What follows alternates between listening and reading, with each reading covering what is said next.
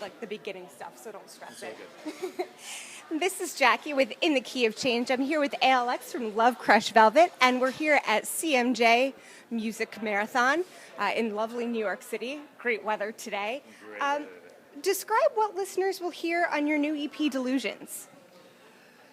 Basically, you're going to get a mix of classic rock, alternative, and kind of modern pop rock. What we are is, because we've got a lot of retro influences, but at the same time, we all, you try to still stay really current with our influences and what we're listening to. So it's so if you kind of like the muscle of old classic rock, but you don't want something that's dated, and you want something with that feel that's still kind of fresh sounding. That's Love Crush Velvet for you.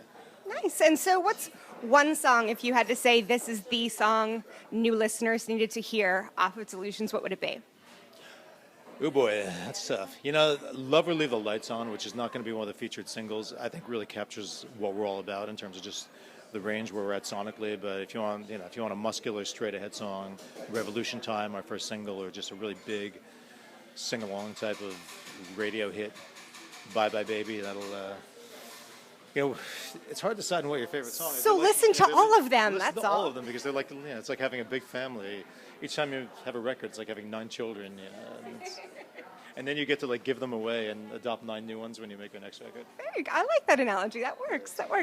So what are some benefits of attending CMJ?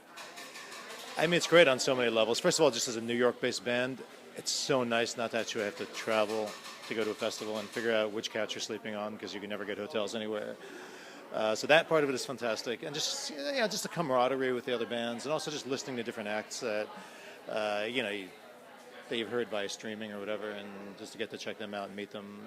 It's just like one big musical love fest.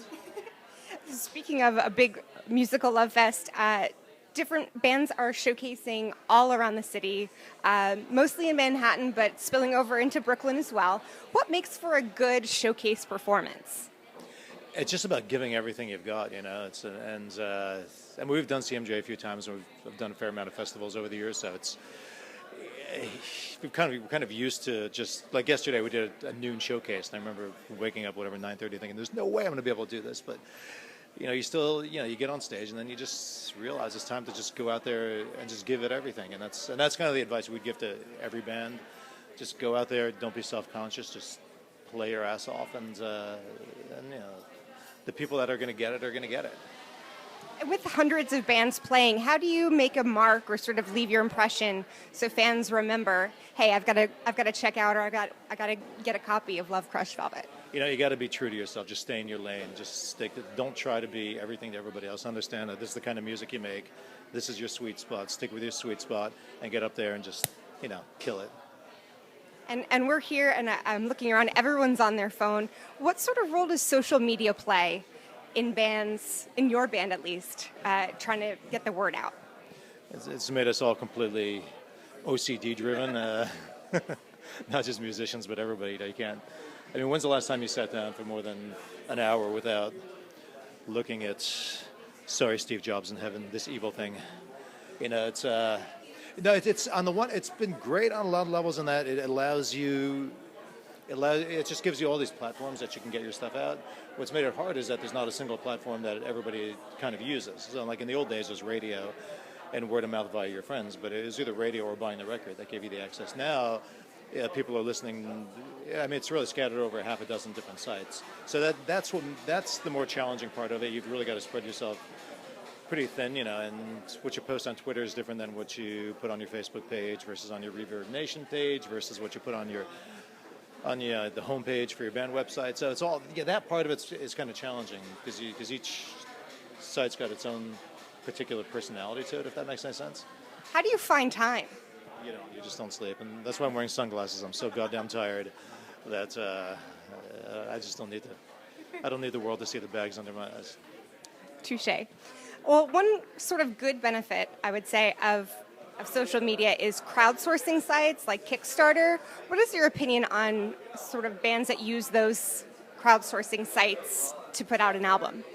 Yeah, a lot of it depends on what your goals are. What's interesting watching where crowdsourcing has become, if you're, like a lot of people are talking about what Amanda Palmer's done and what a lot of the more established acts have done, and if you've really got a name out there, it's a great way of doing something.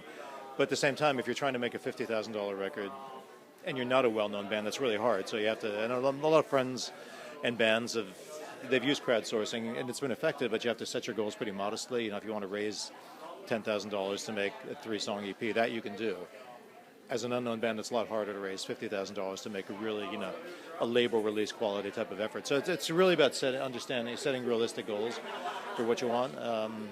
And again, that's kind of what you can accomplish. Kind of depends on your level of notoriety, for that matter. So what's up next for Love Crush Velvet?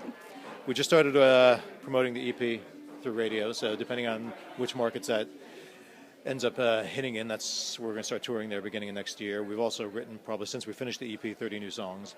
So we're starting to talk about different producers and figuring out whether we want to do another EP or whether we want to go ahead and do a full CD, possibly do even a double length. So that, once we finish probably a 2 to 3 month tour in the spring, immediately go in the studio and then start popping out new material, which we're excited about. Sounds like you'll be very busy. So stay tuned for more from Love Crush Velvet. This is Jackie with In the Key of Change. All right.